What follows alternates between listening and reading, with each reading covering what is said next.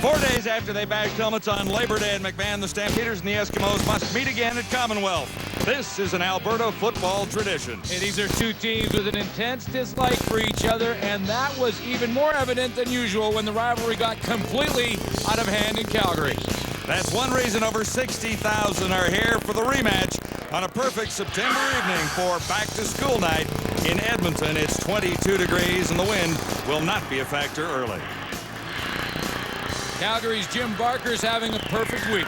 The win was nice. The front office shakeup that sent the controversial Fred Fateri out of the organization was likely even better news. Now Barker can concentrate on making a run for the playoffs with 7 games to go. Edmonton's Tom Higgins is puzzled by what seems to happen to his football team every second week. At times, these Eskimos look like the best in the West.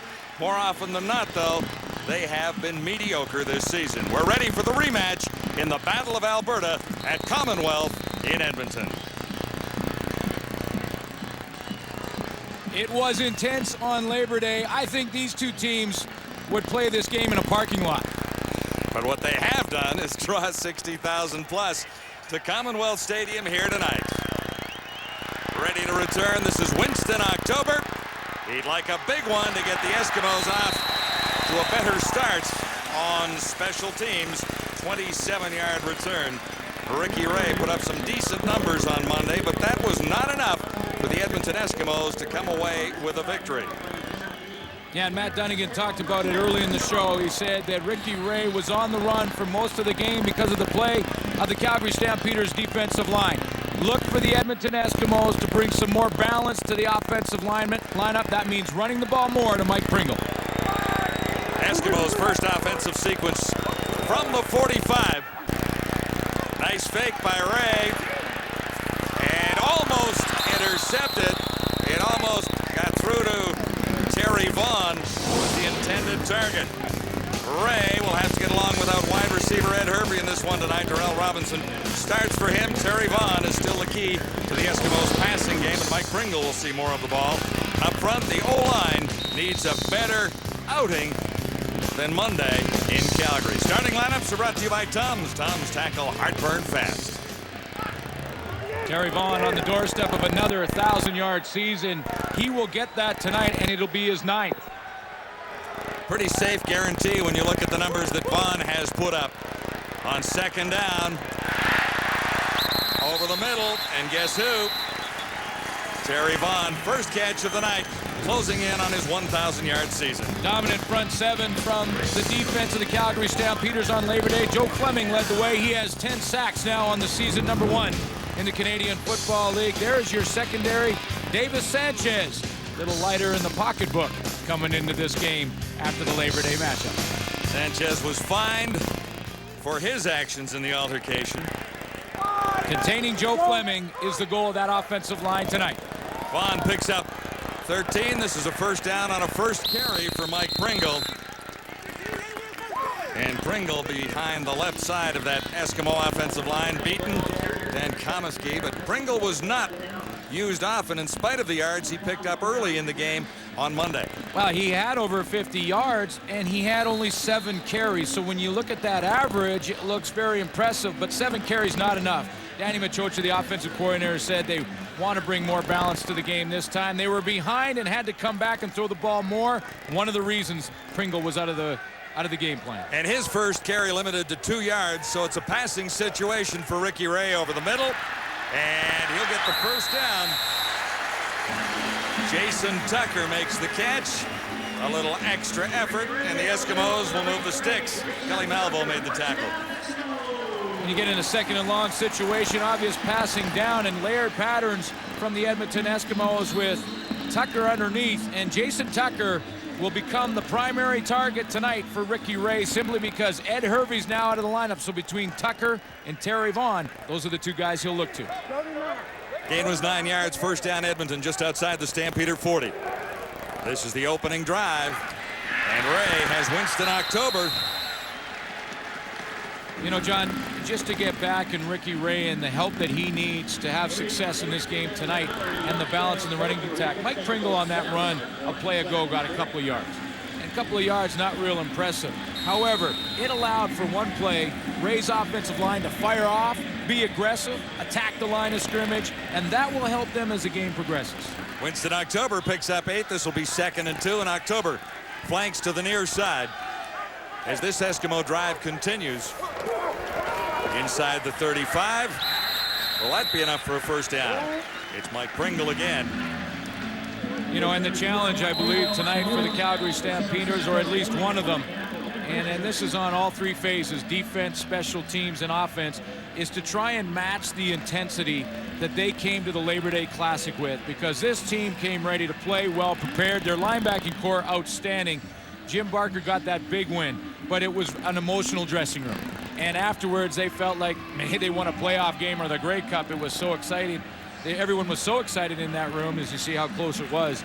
But now they have to try and match it. It's a short week. They have 2-3 days to get ready for this one. They have to keep that intensity level as high as they possibly can. Inches away from a first down, so the Eskimos really have no choice here but to go for it just outside the Stampeder 30-yard line. At about the 31, first gamble of the evening. Inches necessary for an Eskimo first down to continue this drive.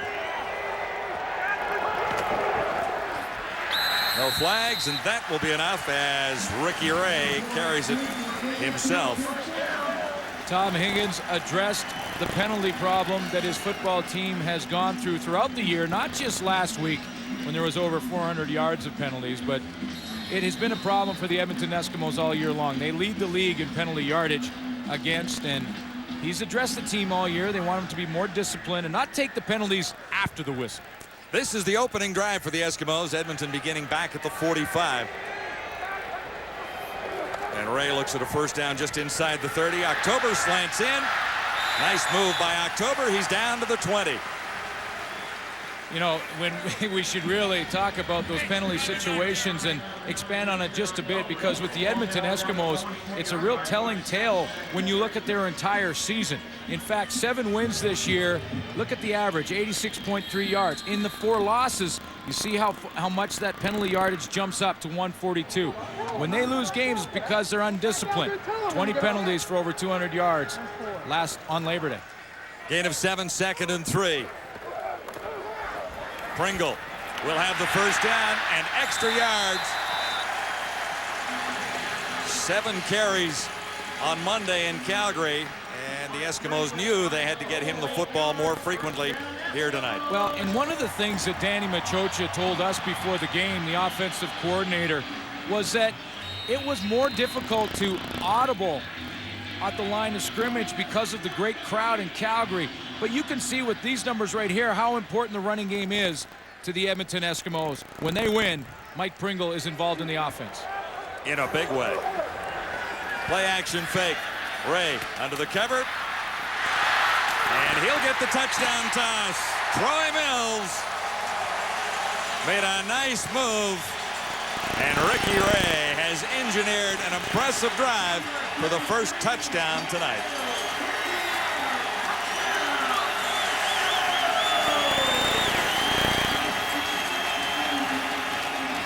A balanced attack will more times than not turn into a touchdown. And that first drive for the Edmonton Eskimos was a balanced attack. A 13-yard touchdown on a drive that began back at the Eskimo 45, so the Stampeders know they will have to answer quickly. Ricky Ray marches the Eskimos and finishes it off with a 13-yard touchdown toss to Troy Mills.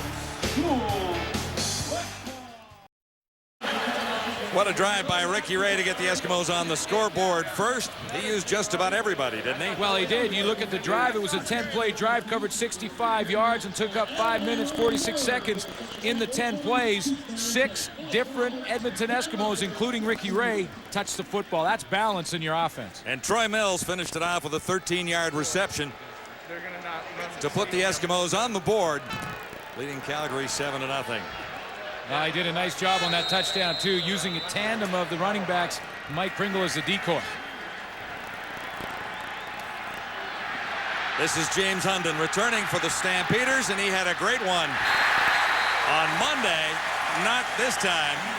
Hunden Doesn't get many yards here, not like he did on the Labor Day Classic. Let me show you how Mike Pringle becomes a decoy here. Here's his route underneath. Stop it right there, guys. You see how Mike Pringle is now the fake decoy. Out here to the left is where Troy Mills is sitting right beside the sideline. It freezes the defense for long enough to Mills get the football in his hands, turn his shoulders square to the goal line, and head to pay dirt.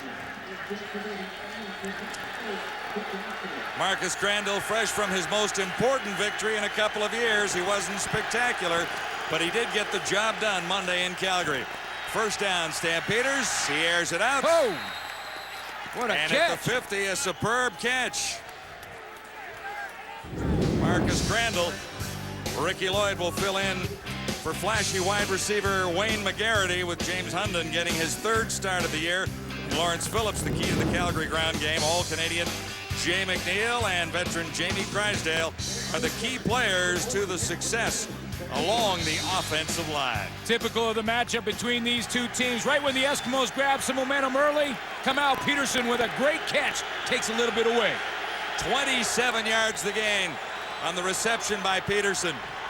This one is batted down right at the line. Front seven, John, and the Edmonton Eskimos have knocked down over 50% of the passes that have been knocked down by that Edmonton defense. Albert Reese back in the lineup in the middle of that defensive line. Here's your secondary. They've had to do some juggling. Quincy Coleman will start at safety, and they put Fabian Burke out on the corner. Now we may see some balancing act going on in that secondary. Coleman may play a little corner as well. Raheem Abdullah with 5 sacks on the season, 1 interception and a knockdown there. So it'll be 2nd and 10, Stampeders out across the 50 at the Calgary 51. Out pattern and a little miscommunication between quarterback and receiver. Crandall getting pressure there. Well, this is kind of like a race. This is what the Edmonton defense is here. A Singor Mobley down here, and watch come from the top too. It's a race to the quarterback, and you say to the guy on the opposite side, I'll meet you there. And that's trying to get home. That's what you do. On defense, you say, get home. Then home is the quarterback. Gass and Mobley meeting at the quarterback. Duncan O'Mahony is in, standing back near his 32 with dual duties in this one tonight. It's Winston October back at the Eskimo 12. O'Mahony sails this one down to the 20. Here's October. Little side step, and he's got 5 on the return, and that's all. Well covered after a 39-yard punt. 1st and 10. Eskimos when we continue. Eskimos 5 of 6 for 50 yards in the touchdown. Second opportunity with his hands on the ball, and this time it's picked off at the 30-yard line. Ray ended up on the turf, and James Bray has the interception. The dance by the Stampeders still needs a little work. Well, John, you know what? Ricky Ray in the first series threw the football on one play that was almost intercepted by Wes Lysak, and now on the very second series, this time the Calgary Stampeders finish it, and Jason Bray cuts underneath that pattern perfectly, and Ricky Ray once again in a little bit of a run here. Now he has to throw this ball on the run with pressure in his face. Garrett Smith that time for the Stamps. Jason Bray has 2 interceptions on the season, both against the Eskimos. Stampeders set up at the Edmonton 30. First down. Lawrence Phillips for a couple. Make it a gain of 2 yards for Lawrence Phillips. You know, the turnover equation is always important when you're talking about a team that coming into this game was a -15 in the giveaway takeaway. One of the reasons that they've struggled this season. To get ahead in that giveaway takeaway category in a game is huge for Calgary. Phillips has a gain of 2, 2nd and 8, Stampeders. Eskimos on top by a touchdown. Engineered by Ricky Ray on the opening drive. Nice play action fake, and this one is picked off. It's Mobley going back the other way. And it's about right where the other interception ended up. Mobley brought down at the 32. Giveaway, takeaway is now even. Giveaway, takeaway, giveaway. We may see it all night long. Mobley as the Eskimos set for 1st and 10. Wealth with 60,000 of our close personal friends, and on the sidelines down there, Ryan Rashog at the Eskimo bench, and Ken Chillibeck patrolling the Stampeders sideline. Hey guys, we got something a little different on the Calgary Stampeders helmet here. It's a special game, a special emblem on the side. This is a horseshoe, of course. Normally it's a horse on the side of these helmets, but this year, this game especially, we got a horseshoe, of course. A little bit of good luck charm the Stampeders are hoping for in this game, guys. Yeah, but aren't you supposed to turn the horseshoe, Ken, the other way? The other way around like this, yeah. Well, that was the logo, actually, that they've had on their jerseys for a couple of years, and they thought for one game they'd move it up, see if it brought them luck. That's interesting. We'll see if it works. On 1st down, Edmonton at the 30. Ray has time. He has a target. Winston October dropped in a hurry. A couple of turnovers early in this game, and this time it's Singor Mobley's turn to get involved in the action, and Mobley fools Marcus Crandall when he jumps into the line of scrimmage. Watch how he jumps up here and then folds back. He's not counted in the coverage from Crandall because of that movement towards the line of scrimmage. When he dropped back, he was right in perfect position. We send them packing today. This is our house. We protect our house. That was Mobley's 2nd interception on the season, and this is whistled down. 2nd and 3, a procedure call against Ray and the Eskimos.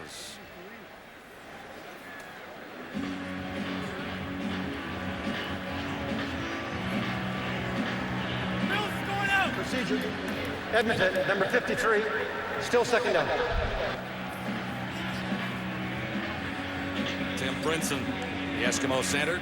Well, yeah, you got to give the offensive line for the Edmonton Eskimos the benefit of the doubt in this one. They've got a lot to prove tonight. It's personal for them, so we'll give them one procedure or two in there. Now it's 2nd and 8. Shotgun for Ray. Time to get it away, and he'll have a 1st down if the catch is made. How close was it? Rick Walters. And he sold it pretty well.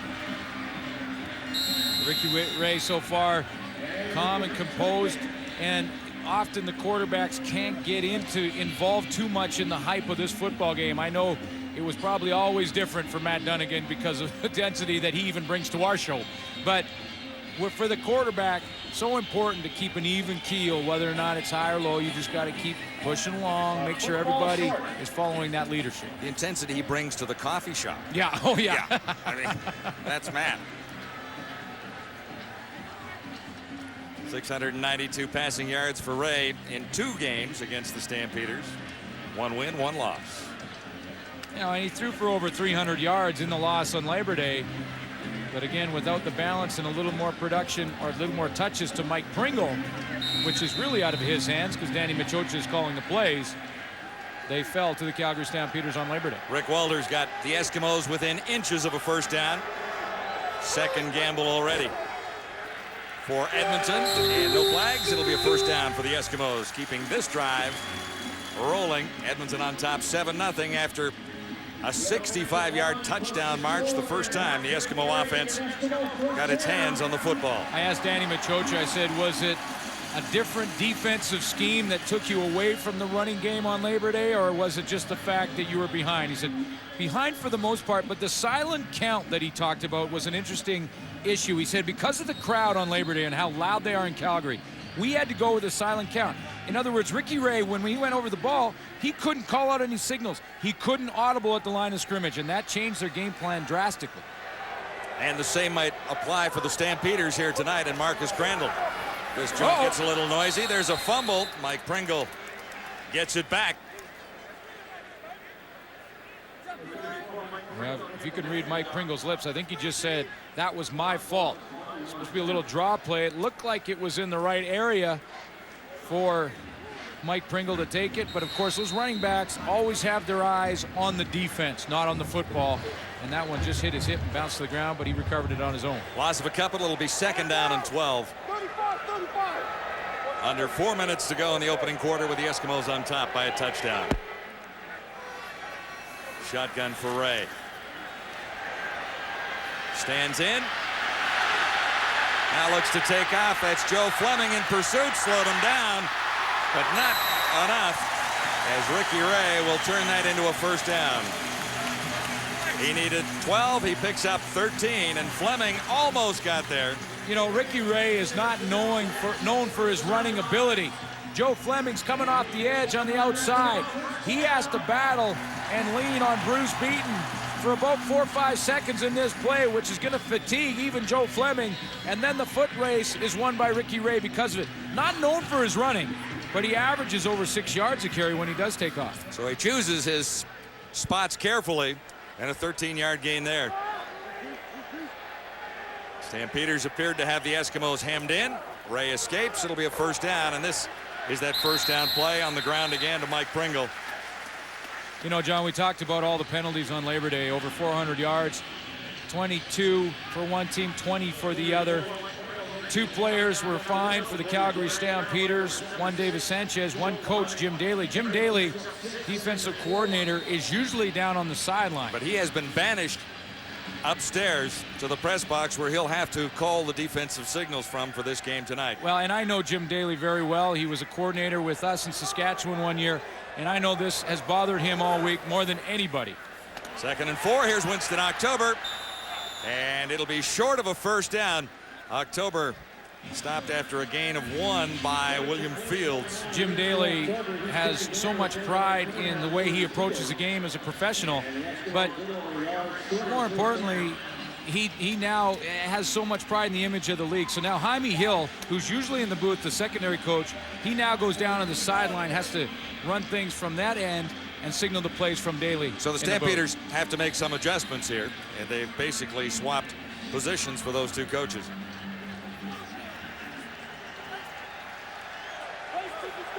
So 3rd down and a yard to go, and the Eskimos are gunning for it here. 3rd gamble of the ball game already, and Pringle won't get it this time. Oh, I don't know. Lysak moves up, and Joe Fleming was there waiting for Mike Pringle. And I don't believe they've got the first down. I don't think so. George White was there as well, number 38. They were a long yard, John. It was long. And I don't think Pringle, if he got back to the line of scrimmage, that was it. Penetration from Joe Fleming on the short side, that creates some problems. And then Lysak from the safety position gets involved. He steps up and lowers his shoulder. I don't think he got there. He did not. So it'll be the first turnover going to the Stampeders on downs. So Pringle needed a yard and a bit. Obviously, Tom Higgins not happy there with the surge, or maybe I should say lack of surge, from his offensive line. Pringle was hit in the backfield. What about the call? Well, he's gambled a couple times, and he... On inches, though, Glenn.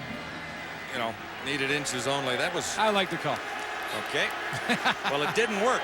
No, it didn't, but I still like the call. Turnover for the Stampeders, trying to respond here, and penalty flags fly. I like the call. I like the call, John, because it was a yard, just a long yard without question, but it was in the Calgary end of the field. Barely. When they had the momentum and the lead, albeit just a 7-0 lead.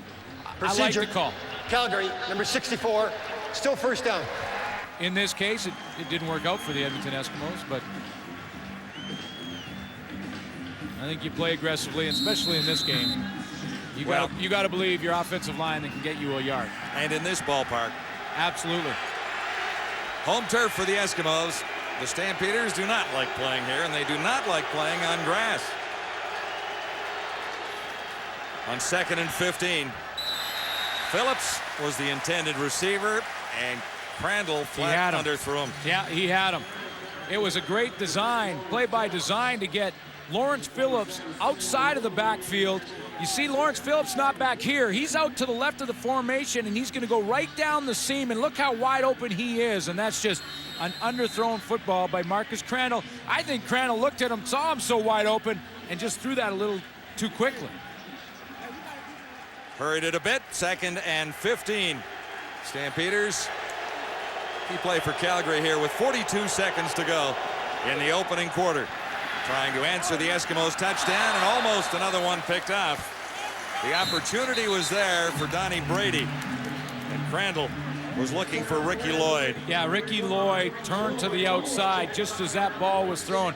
Crandall will go and talk to Lloyd. Remember, Wayne McGarity is out of the lineup, and Ricky Lloyd is in one of his first games. He's been here all camp, but you see the miscommunication. Lloyd was way outside. He had broken off his pattern and was way out of the picture. Duncan O'Mahony comes in. His first punt, not what he was looking for, 39 yards. And they're sorting out a penalty down there. Unnecessary roughness. Calgary, number 6, 3rd down. So they'll march off yards on the penalty against Lawrence Phillips.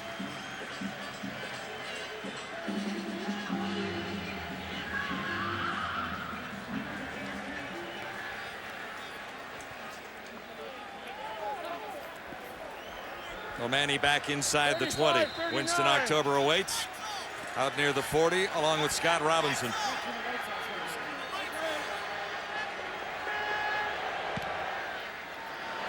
Not deep. October will draw flags as he crosses midfield with a 7-yard return.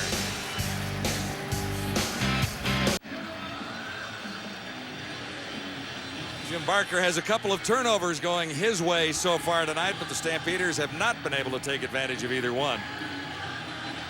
No yards penalty against Calgary. Against the Eskimos, the ball back right about where they gambled and lost. No harm done. Well, the Edmonton Eskimos really have had the advantage in the first quarter with regards to field position.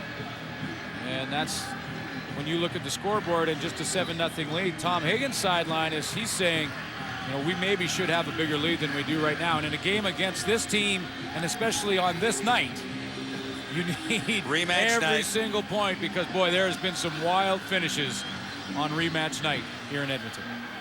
Thinking back a couple of years ago. You remember that one? I do. Interception on a 2-point convert attempt goes the distance. For the win. For the win for the Calgary Stampeders.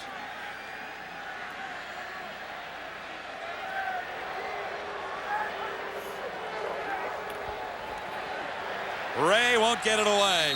Surrounded there. And Joe Fleming is in on top of the Eskimo quarterback. I think Demetrius Maxey came underneath and got there first.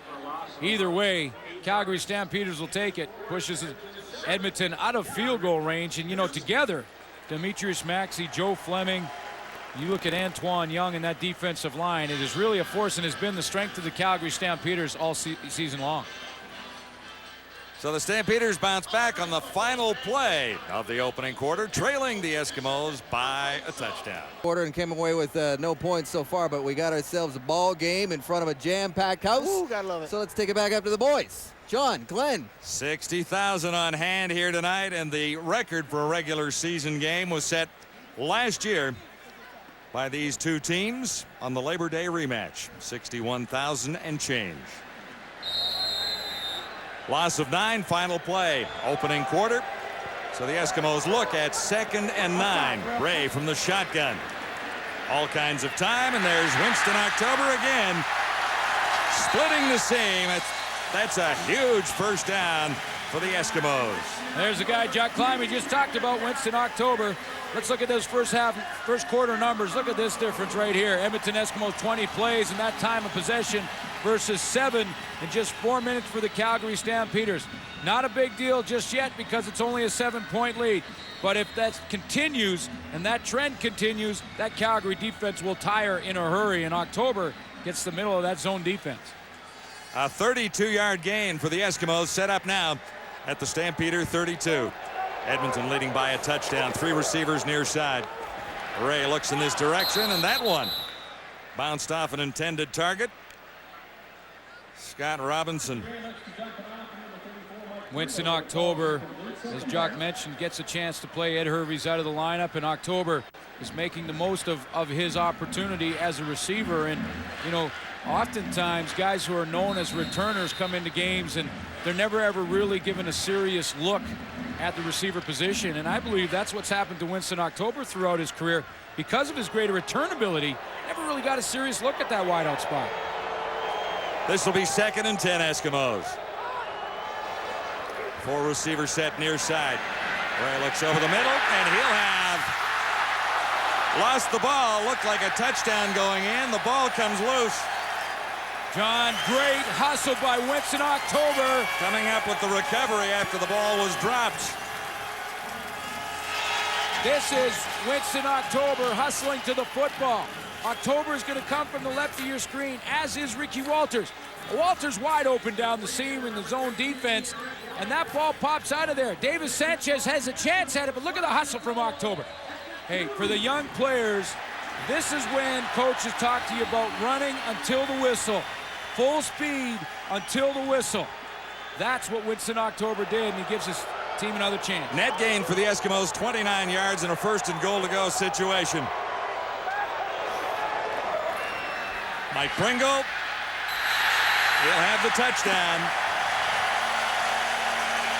Great second effort by Mike Pringle after a wonderful effort by Winston October on the drive, not only making a reception for big yardage, but then recovering the fumble after Rick Walters dropped it right at the 2-yard line. I love the determination in Mike Pringle's eyes, whether it's a 2-yard run, a 20-yard run, or no gain. It never changes. And Mike Pringle gets the touchdown because of what I will call from now on the October drive.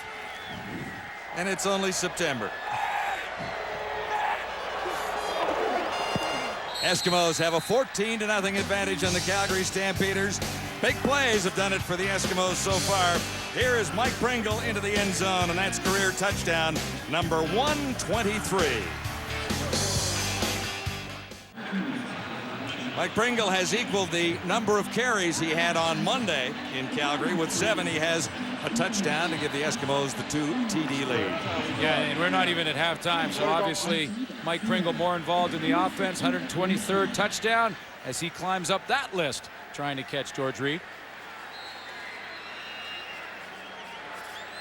Eskimos are ready to kick it off again. 12:36 remaining here in the 2nd quarter. Fleming's kick. Down to the 20.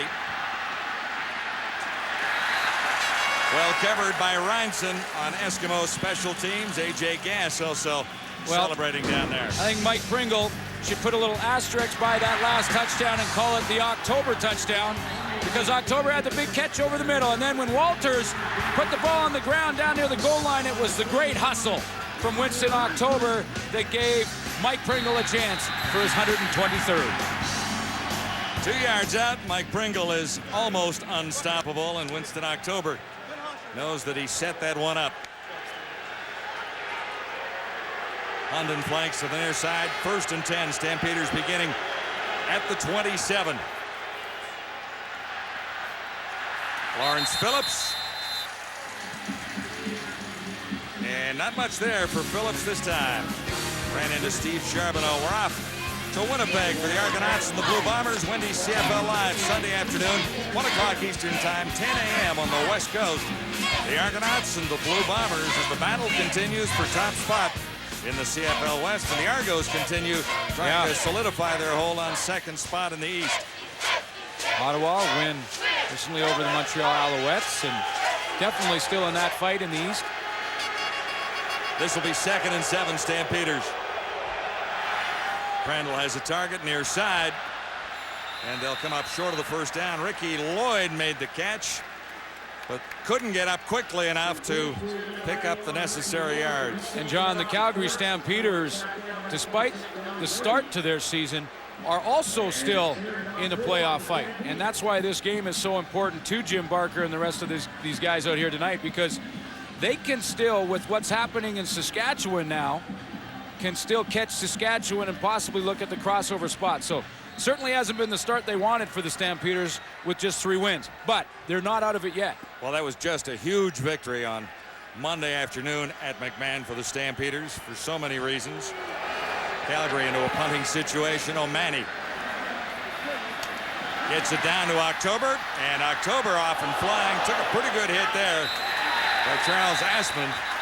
And there's a penalty marker down on the 13-yard return. We'll check out the penalty and return to Commonwealth. It's Wendy's Friday Night Football.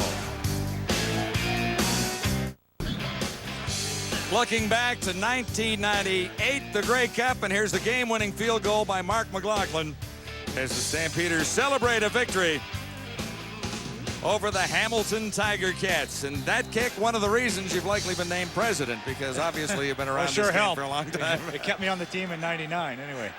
Congratulations on presidency, and what's the first move for Mark McLaughlin? Well, Glenn, I mean, the biggest thing for us is we have to bring back the credibility to this organization. And you need some our tackling fans. on plays like this, too, Mark. I'll tell you. It's hard Down to to the 5-yard line, and that's Terry Vaughn. Well, you know what? I want to get the president to just tell us what happened with his team here on this. We've got him in the booth. We'll get back to the business in a second, Mark, but this is a big play by a guy who's done it many, many times. Of course, he's an ex-Stampeder, too, Mark. Absolutely. In case you don't remember that. Played with Terry for many years. In '98, Terry was on our team as well. Was big, instrumental in that last drive for the Grey Cup.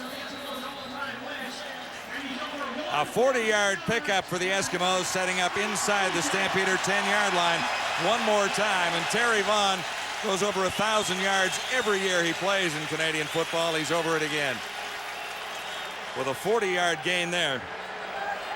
So the Eskimos looking at 1st and goal to go from here.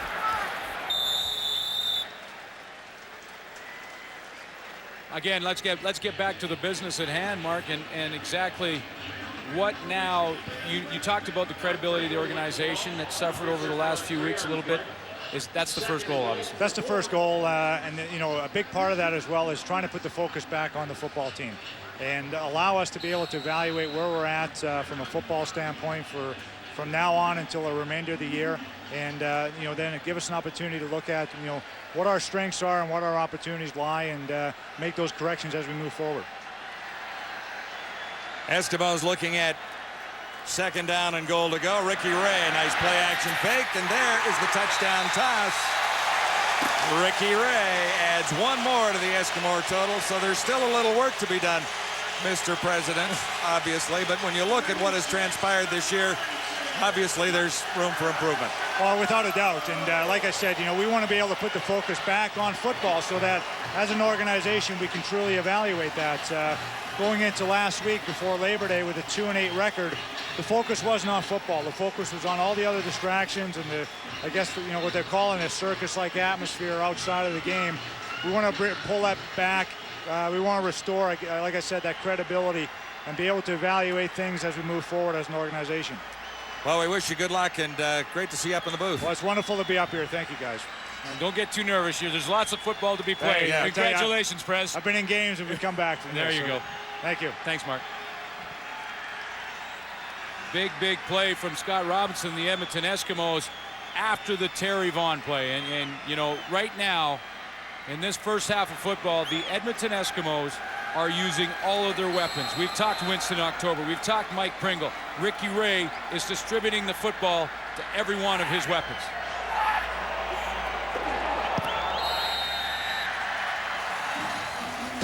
So lots of smiles at the Eskimo bench. Here is Ricky Ray's touchdown toss to Scott Robinson.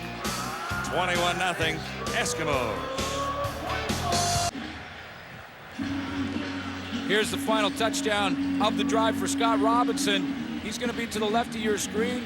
Little play action, see, to establish Mike Pringle early. Pays off down here on the goal line for Ricky Ray. He has plenty of time in the throwing lane to get it out to the outside to Scott Robinson. Second touchdown reception of the season for Scott Robinson, and things are going extremely well for this Eskimo offense so far tonight. 3 touchdowns, including one on the very opening drive. Stampeders looking for a return from James Hunden. They won't get it this time. And Terry Vaughn is over at 1,000 yards, or at least at 1,000 yards. He's done it exactly tonight for the 9th straight season. Terry Vaughn, John, will have a story along with his 1,000-yard 9th season because he slipped on the play. It was the old playground play. I'm going to go out there, I'm going to slip and fall down. They'll forget all about me. I'm going to get up, make some great moves in the open field, and pick up the yardage I need for another 1,000-yard season, his 9th. And you know what he's more impressed about is that it's put his team in scoring position. But that is some record, 9 straight years over 1,000 yards. And getting to 1,000 yards this season, a 40-yard play Crandall will get a first down here from Kamau Peterson. And he's out near the 50-yard line. Marcus Crandall has 3 touchdowns to make up with 8:18 to go in the opening half. Well, this drive right now for the Calgary Stampeders is not important. It is crucial. It is absolutely crucial that Marcus Crandall can put something together here, 4, 5, 6 plays, and even come away with a field goal. I mean, the momentum is starting to snowball right now in the Calgary Stampeders. They can only stop it with a drive. Stampeders have had some turnovers. They've had some opportunities to make something happen. On the positive side of things, long toss, and Lawrence Phillips was the intended receiver. Crandall missed him by about 3 yards. And you knew one thing after the Labor Day game, that this Eskimo defense was going to be fired up. And they had something to prove as well. They don't think they played as well as they could have in a game that they believe every time they go into they're going to win. And maybe the biggest difference is for this Edmonton defense has been the addition of A.J. Gass back in that middle. And A.J. Gass is a leader that has elevated the intensity of this defense. And he's watched a couple of games from the sidelines this season as a healthy scratch. Crandall has Peterson. Peterson away from 1, away from 2, and this will turn into a first down. Big play. Big play for Kamau Peterson. A couple of catches on this drive. Well, remember, Peterson had that opening catch, so he has some confidence right now, and Marcus Crandall would be well advised to go back to Kamau Peterson on that outside. He comes into the game with just 5 catches so far this season, a late addition to the roster. But if he has his confidence and he's the hot man in the hot hand, number 1's got to get it out there to number 12. Third catch, he has 60 yards already, and this is a little extra effort for the first down as the Stampeders approach the Eskimo 50. Play action fake. No one was looking. Peterson was the closest Stampeder receiver to the ball. Well, he wanted a pass interference call there. And there's flags down on the other side of the field just dropping late right now. On Shannon Garrett. Now that is Don Blair in a bit of a pushing match on the backside of the formation.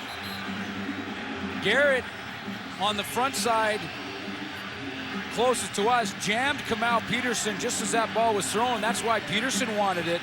Here's on the opposite side of the field.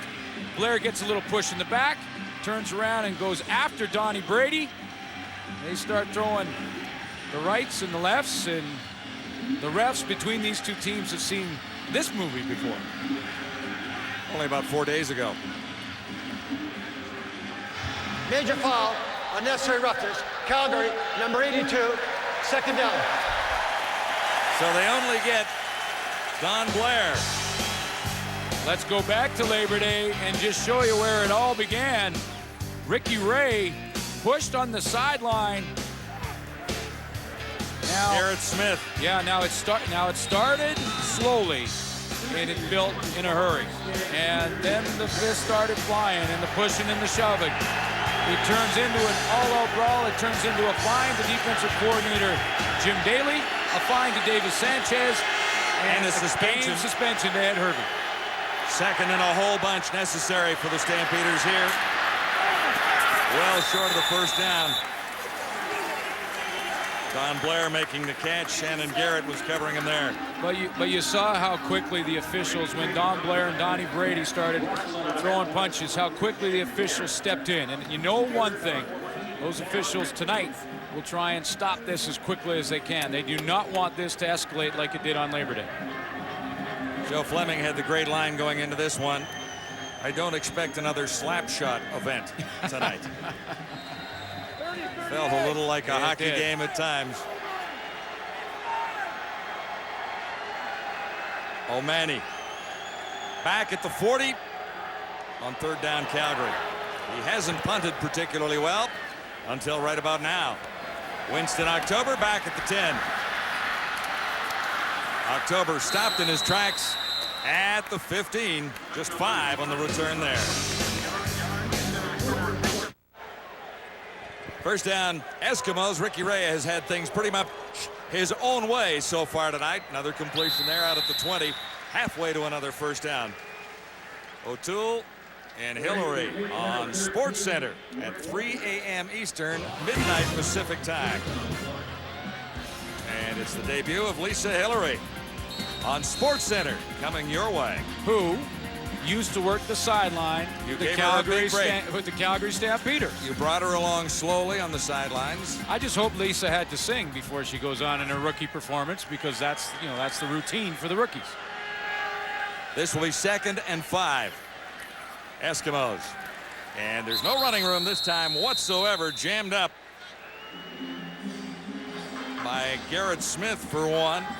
And that's an important sequence for the Calgary Stampeders and their defense.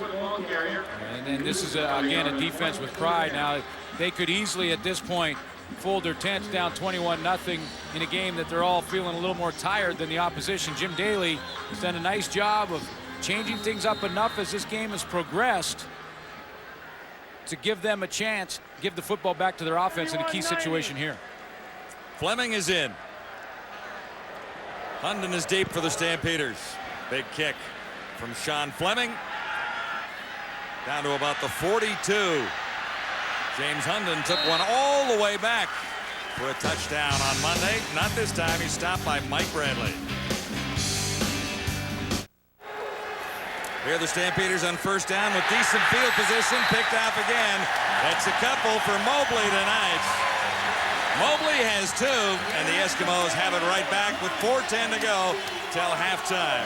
In this Calgary defense all season long, Singor Mobley has played halfback. He's played back here at safety, and in this play, he's up there in the linebacking core again, but he shows pretty athletic turn there to come back to the football after he was going to the open side. Singor Mobley gets involved in a little bit of the blitz action. A hit just as Crandall throws the ball. He steps up, fakes Crandall out there. Looked like he was going to come and drops back for a first interception.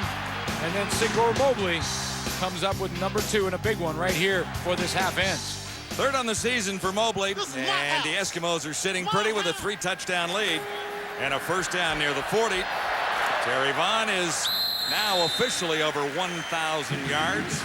He got to 1,000 with a 40-yard reception a few moments ago. He's over it now for the 9th straight season. Well, and everybody knows what he's done after he catches the ball throughout his career. I mean, that's what Terry Vaughn is all about. It's called the yak yards after the catch, and he is the best in the business at it.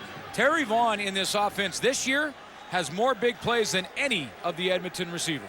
An 8-yard gain for Vaughn and the Eskimos there. 2nd and a couple. And Mike Pringle is right over the top, landing right on the 55.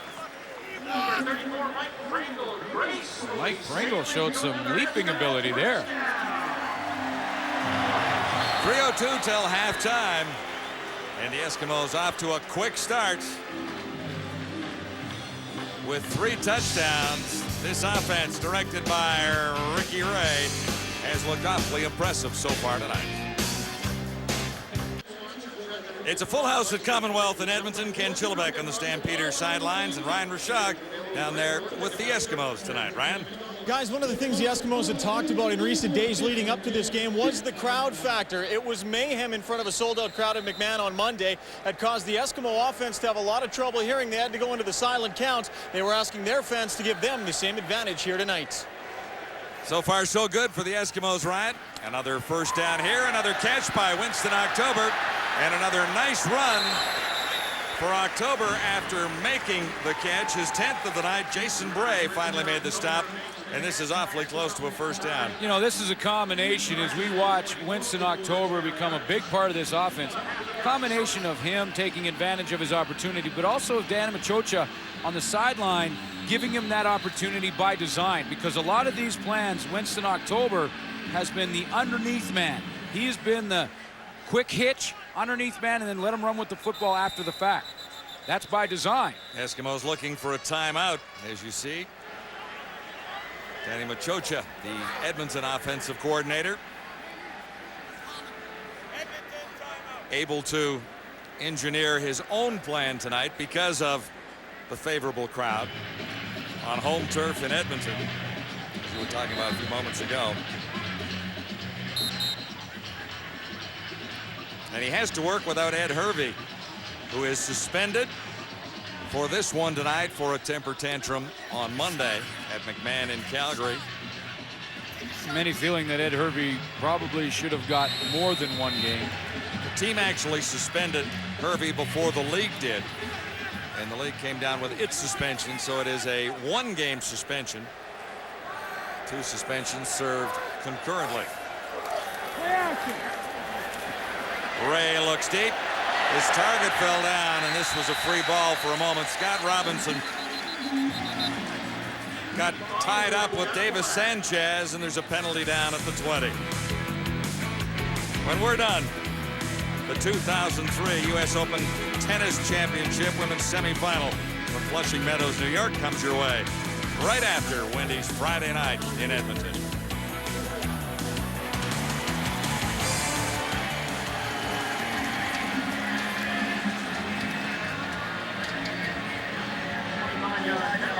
Penalty going against Davis Sanchez.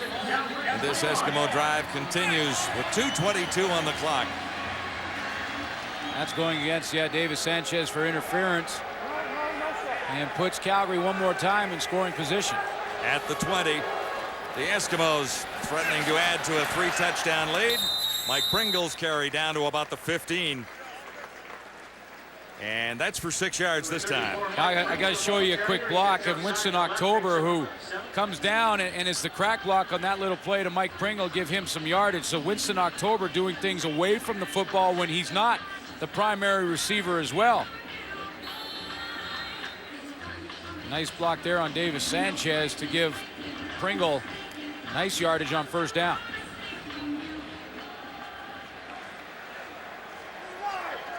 This will be 2nd and 4 Eskimos.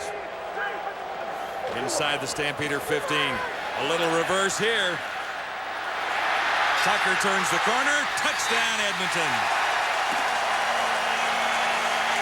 Jason Tucker. Absolutely everything goes well for the Eskimos as Tucker makes it to the end zone for the 7th time this season. Give this one to Danny Machocha. He runs the option play to the left on first down, and on second down comes back, option play to the right, and throws in another wrinkle.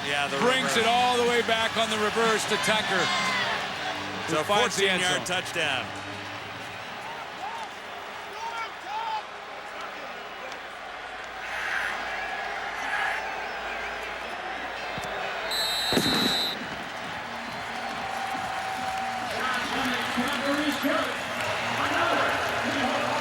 Twelve guys on defense and the best camera crew in all of Canada, and everybody goes all the way over there with Mike Pringle. That's how good that fake was.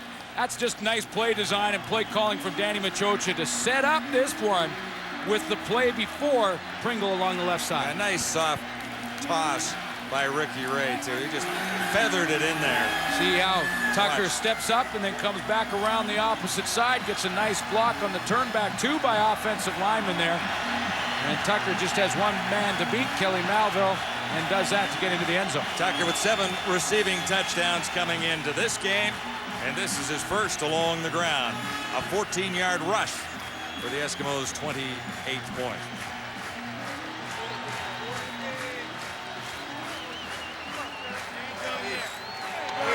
They're not done. We gotta keep it on. We're doing it big this time. Don't leave no doubt. No letting up. I know. No letting up. They haven't let up so far, have they? Not in the first half. 2:08 to go.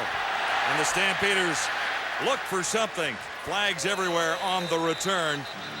As Donnie Brady got over to make the tackle. James Hunden with the return out to about the 32-yard line. So the Stampeders with an emotional high from what transpired in the stadium on Monday afternoon and what transpired in the front office the following day, with the new president being named and Fred Fateri vacating his office and his position with the team. Holding, Calgary, number 30, first down. Well, and I mentioned it right off the top of the show that the biggest challenge for the Calgary Stampeders was to try and match that intensity. It was a tremendously emotional week with the victory, getting their front office straightened out, moving Mark McLaughlin in there. Very emotional, and they just haven't come back. When you look at those rushing numbers, they haven't come back with that same intensity. And look where the Stampeders must begin from here. This is Hundon making the catch, and he'll come up a couple of yards shy of the first down. Mobley's having a night, is he not? A couple of interceptions, a couple of solid plays as well. Oh yeah, I mean, Singor Mobley has been the leader that everyone expects Singor Mobley to be, and he's got those 2 interceptions, but maybe more importantly, he's shut down this run. Yeah, the tackle there, and then there was pressure on Marcus Crandall from Mobley at an earlier point in the opening quarter. Every time he's gone to the sideline, Johnny said, "This is our house." The gain was 8, and Lawrence Phillips is wrapped up. There was nowhere to go. And right now, the Edmonton Eskimos are having a party in their house.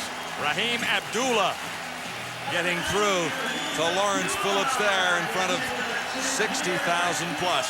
See Singor Mobley up in the line, showing blitz, great penetration. AJ Gass, the first guy there from the middle linebacking spot. Abdullah comes in to clean up. Team defense from the Edmonton Eskimos in this first half.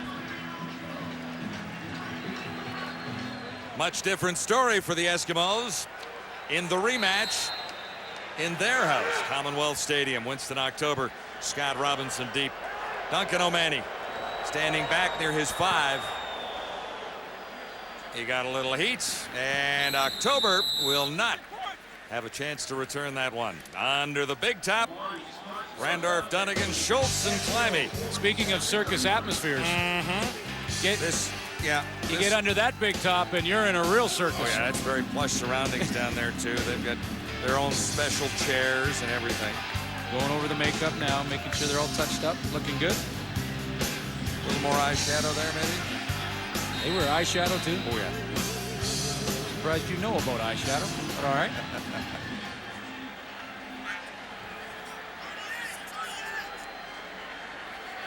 So the Eskimos are 1st and 10 again. 1:17 to go till halftime. Edmonton on top, 28-0.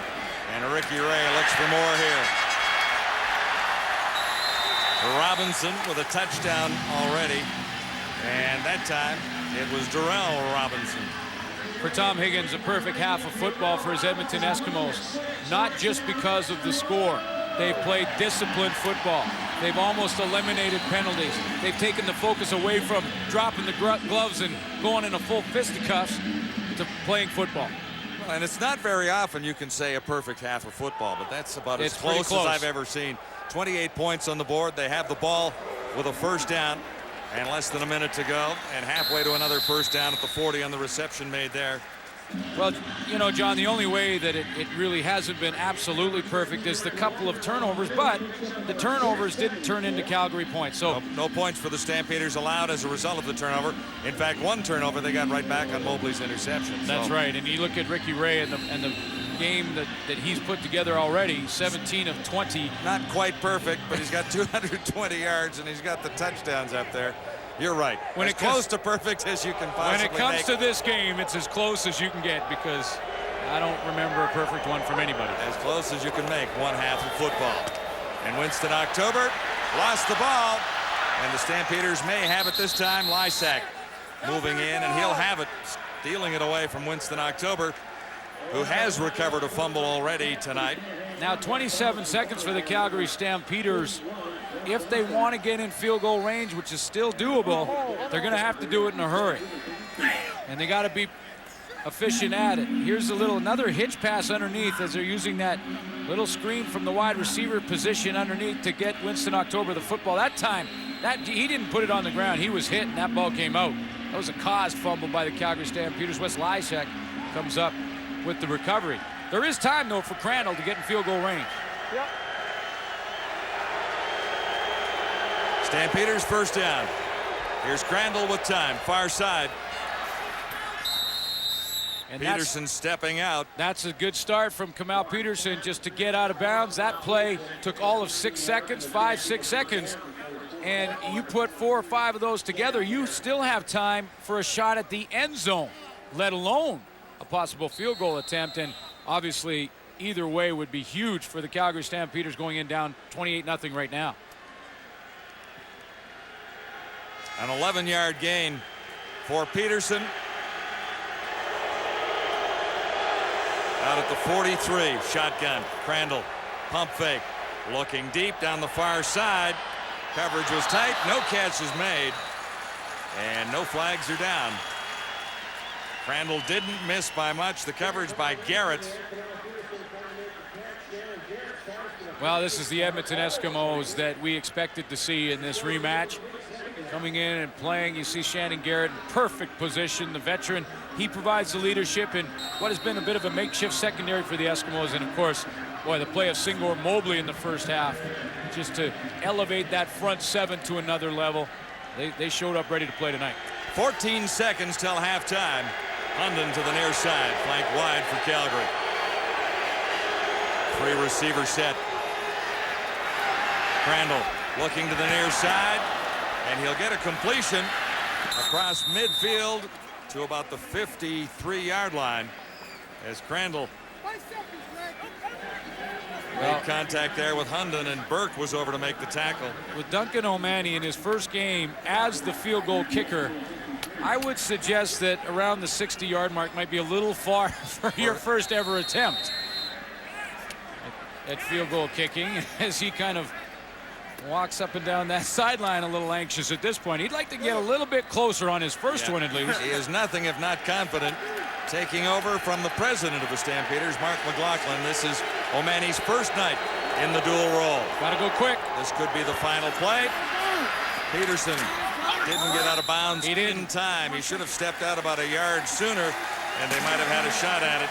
John, that is Kamal Peterson played a great half of football.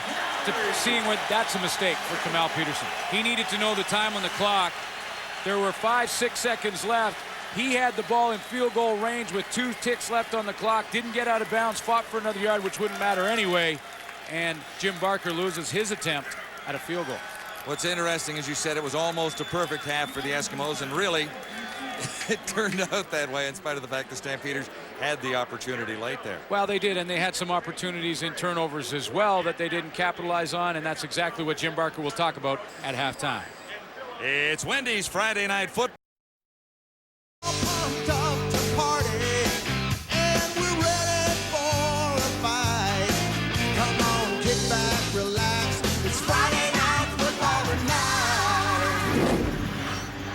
Four touchdowns, lots of big plays for the Eskimos, and not much to cheer about for the Calgary Stampeders in the opening half here at Commonwealth tonight. And Jim Barker will stay with Marcus Crandall in the second half as he talks to him about how they change up the game plan to get back into this one in a hurry. They're just having fun on the opposite sideline. Danny Machocha and Tom Higgins. He said, hey, all three phases of the game were great for us, and we're just... That's where you walk into the locker room with the head coach and say, guys, a lot of the same would be good.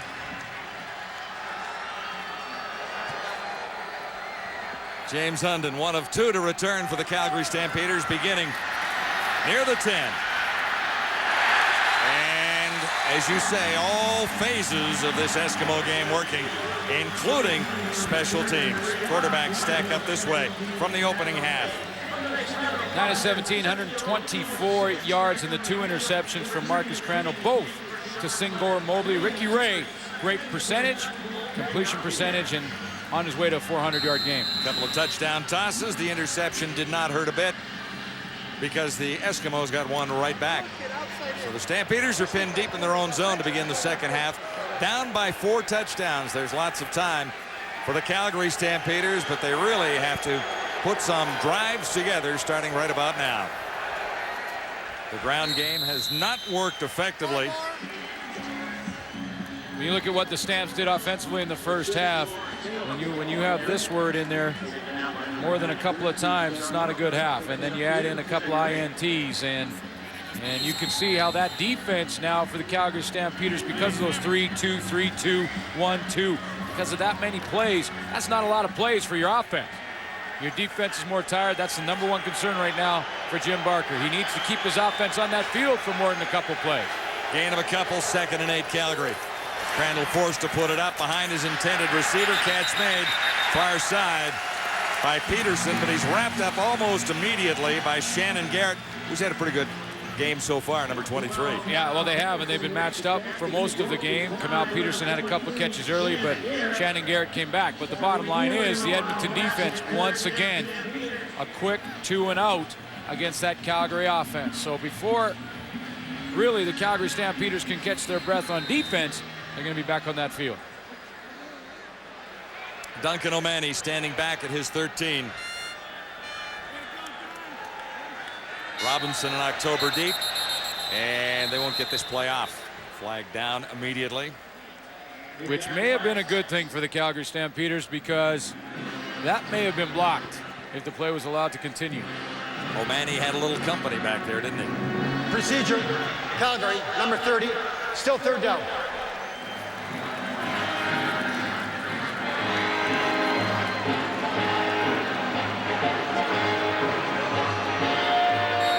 Stampeders lost 6 in a row prior to the win on Monday. Robinson, October remained deep. O'Mahony has not kicked real well tonight. Winston October looks to the wide side of the field and stretches it out, a long run for a couple of yards on that return. A 39-yard punt by O'Mahony. NFL season is underway and continues on TSN Sunday night. The Raiders versus Tennessee. This game is available in TSN's new high-definition service, bringing the best in sports programming to you like you've never seen it before. TSN HD, redefining the image of sports.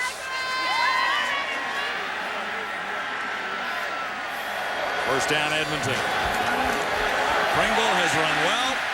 And he's running well again. He'll take it all the way. Mike Pringle to the house. Another Eskimo touchdown. They're running away with this. 61 yards for Mike Pringle and a couple of touchdowns for him tonight. And Mike Pringle exploded through the line of scrimmage and through 2 tackles. You cannot arm tackle Mike Pringle. Not in the beginning, not now, really not ever. Look at the intensity on that man's face. That's how the Edmonton Eskimos walked on the field tonight. They wanted a little payback, and they're getting it right now. The 124th touchdown of Mike Pringle's wonderful 14-year career in the CFL, and the Eskimos are firing on all cylinders in the rematch. Look at this explosion, folks. Gone. 61 yards later, he's into the Stampeder end zone. Mike Pringle has celebrated a few touchdowns on CFL sidelines for this wonderful run he's had. And another wonderful run we just witnessed there. 11 carries for 93 yards and 2 touchdowns already for Mike Pringle. Remember, folks, just 7 carries in the Labor Day game. Big reason Edmonton didn't win it.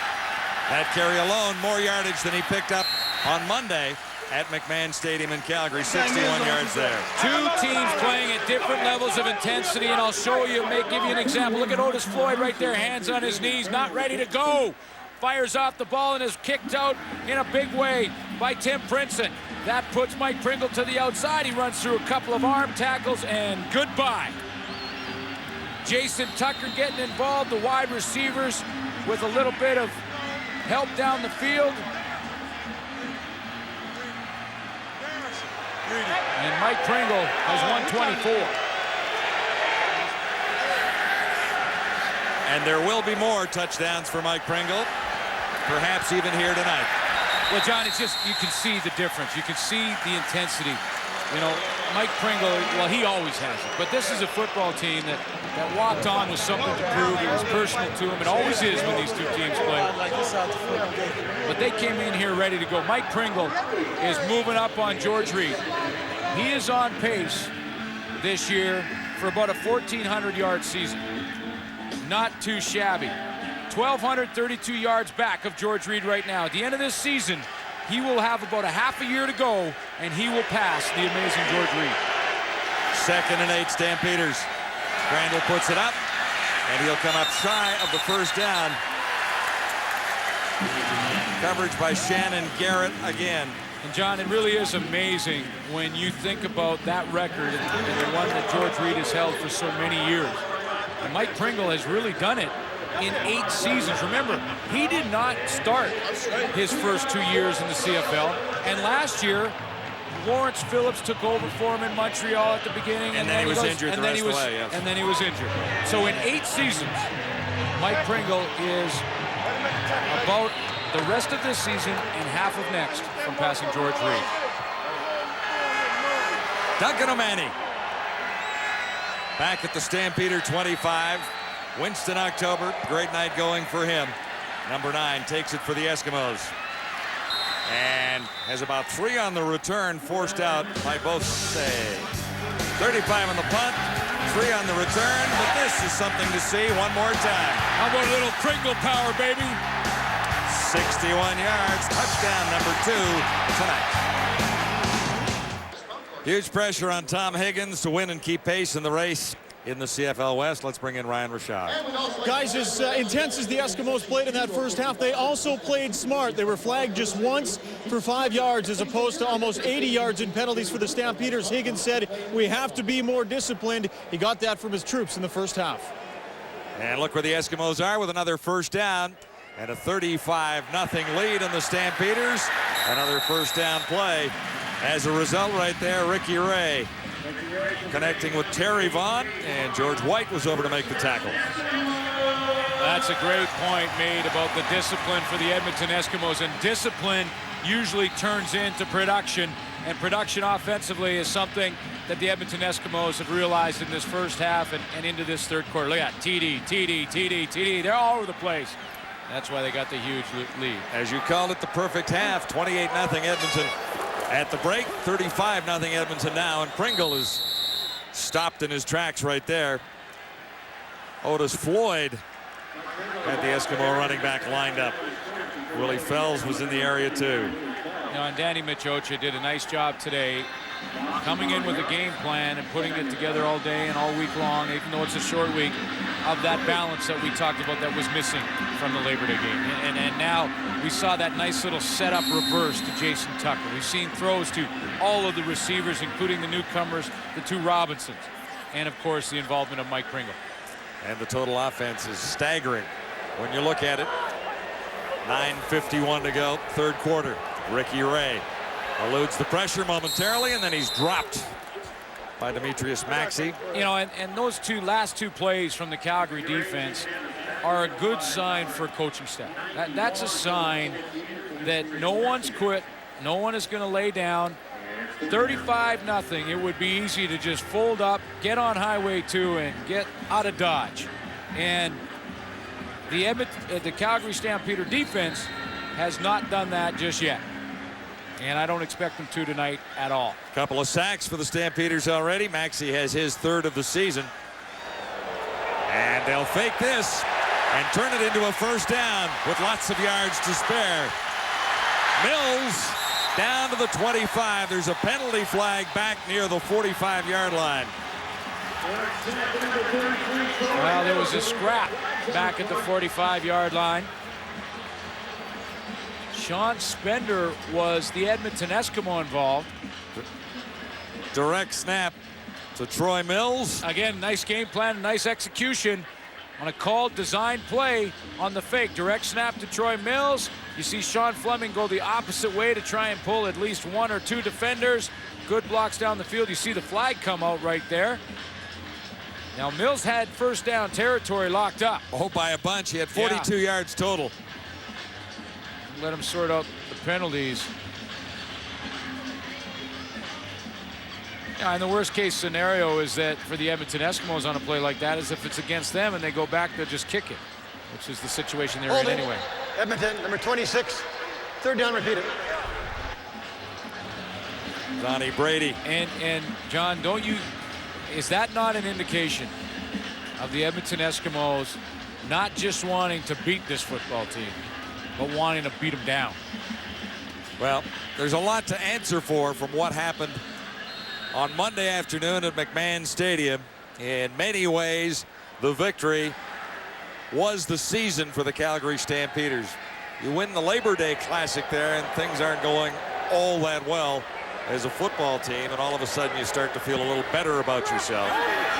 But the Stampeders have not had a night tonight. This is Hundon, and stopped in his tracks. He's the guy who took one back for a touchdown last week, or at least on Monday. Glenn Young leading the tacklers there. A couple of sacks in this one tonight. And for every sack in tonight's game, Purelator will contribute the quarterback's weights in food to the Edmonton Food Bank, leading the way. Overall, the Alouettes with 37. Stampeders have 30 so far, and Demetrius Maxey has one of those here tonight. And of course, Sean Fleming coming. Joe Fleming, the bigger one of the two. Then Sean Fleming's on the other side, and he's a kicker. And Joe's going to be awful upset that Fleming leads the league with 10 sacks coming in. Yeah, we won't tell him about that one. No, let's that one slip by. There's Crandall behind his intended target. James Hundon, number 89. Interesting, we talked to Joe Fleming prior to the game, and he didn't think either of the field goals last week were good, and there was controversy over both of those.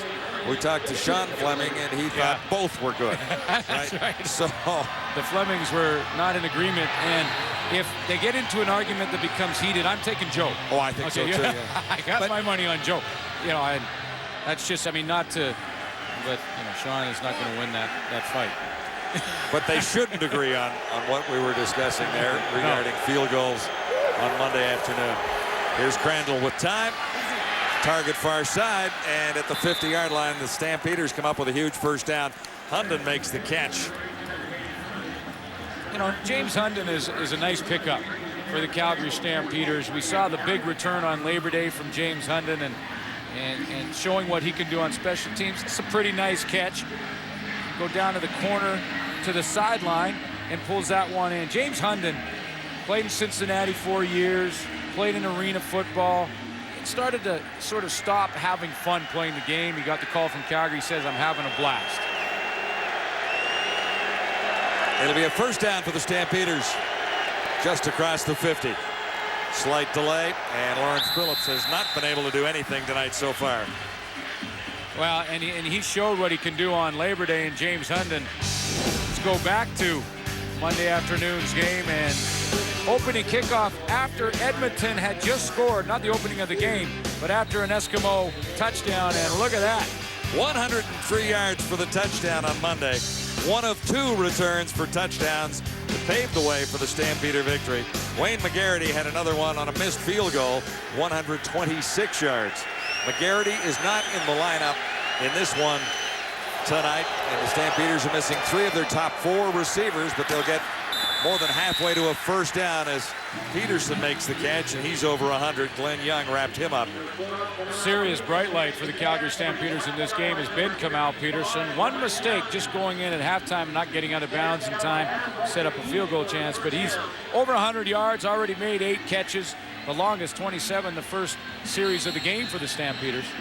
He's gone a little bit downhill as far as the scoreboard goes since then, but he's still doing his thing. This is third down and 3. The Stampeders down 35-0, have little else to do but gamble right here. Crandall has it batted down right at the line. A couple have been batted down tonight, and Mobley is right there. Kelvin Kinney got a hand on this one, but Mobley applied more pressure to Marcus Crandall. Whole bunch more Mobley.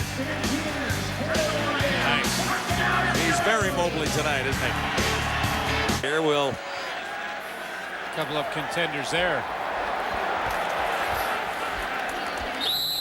You know, and they've had lots to cheer about tonight here in Edmonton. Their home crowd, they got all ready to go in the Fritos Fandemonium contest coming out. We'll have a winner a little bit later. Nominees we look for all evening long. Yeah, it makes it easier, though, when your team has got the commanding 35-0 lead. On the other side, they're still red and white jerseys. Well, they're still trying to be, still trying to win the contest.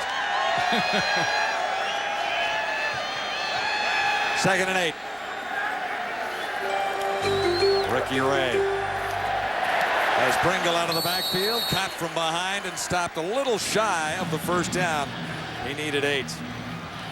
Otis Floyd stopped Pringle there, got him up around the shoulders and dragged him down. Well, it's been a lot of Pringle power tonight, and that was the difference in what was missing from Danny Machoch's offense on Labor Day. 7 carries for 52 yards in the losing cause against Calgary on Monday at McMahon. Matt Dunnigan predicted that 7 carry total would close to triple. He's on his way. He's almost halfway to double, yes. Yeah. Halfway there, almost at double. And almost at 100 yards. Third down, Eskimos gambling again. And not this time. That ball just hit the turf. One way or other, it's going to be one way or another. It's going to be Calgary ball. Demetrius Maxey, that was Ricky Ray went to Troy Mills to try and give him that ball. Mills had left his feet and was going over the pile before he had the football. Take a look at this. Ricky Ray turns around, he wants to hand it to him. Mills is up and over, and he doesn't have the ball yet. The ball stays right there on the turf. Calgary recovers. So the Eskimos have turned it over 4 times now, but it hasn't hurt one little bit so far. Edmonton leading 35-0. And the Stampeders have a first down just inside the Eskimo 50. Crandall, wide open target. And they'll get a first down from this, or will they? Kamal Peterson won the battle for the football. Boy, it looked to me like Don Blair in the inside position was way offside on the play, but I didn't see a flag. Don Blair is coming up here, and I thought he was offside, well in that neutral zone, but then watch how Kamal Peterson down the sideline battles in this one-on-one matchup between him and Shannon Garrett and comes Peterson up with it. Can't bring it down. It's no They bring catch. it back. Oh, they fought for it. I thought he brought that down. And when I said wide open receiver, I thought he was going to Don Blair. It looked to me like he had that football, obviously dropped it as he hit the ground. So it's 2nd and 10. Crandall intercepted. He's been picked off again. Glenn Young has this one. Mobley with 2. Glenn Young fancy stepping here, and he spun ahead to the 50-yard line. It's getting a little more intense here. And it's all Eskimos tonight. And again, it's the Eskimos showing those linebackers up into the line of scrimmage, showing them up tight, and then dropping them out. You see how by disguise, Glenn Young up in the line, drops back into coverage, and well, I'm not sure what Marcus Crandall was looking at there, because when he looked up, all he could have seen was 5 and 5 in the opposite green color. and gold. Absolutely.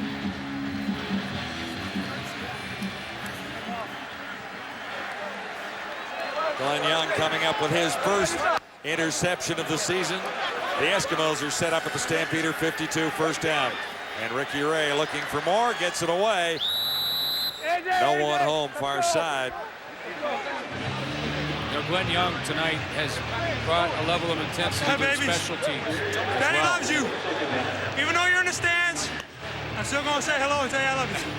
That one was for you. Someone's probably taping it. I think Glenn, and I hope someone tapes this one at home for your interception. Yeah, and a nice return as well. And then a nice hello to the family. And you know, I've noticed Glenn Young's intensity on special teams. He's been the first guy on most of those coverage units, and that's where he's brought some leadership. 2nd and 10. Ricky Ray buys some time, finds a target. It's Robinson. Darrell Robinson has the catch there, number 88. Canadian Open continues. Tomorrow, 3rd round coverage. And Mike Weir definitely in the hunt as we begin our coverage on TSN at noon Eastern time. 3rd round of the Bell Canadian Open. Where is Mike Weir in that leaderboard? There he is, -2. 3 shots off the pace. It'll be a great couple of days on that wonderful course in Ancaster, Ontario. Slight delay, and Pringle picks up a few more. You know, I can sum up the differences between these two teams in one word: intensity.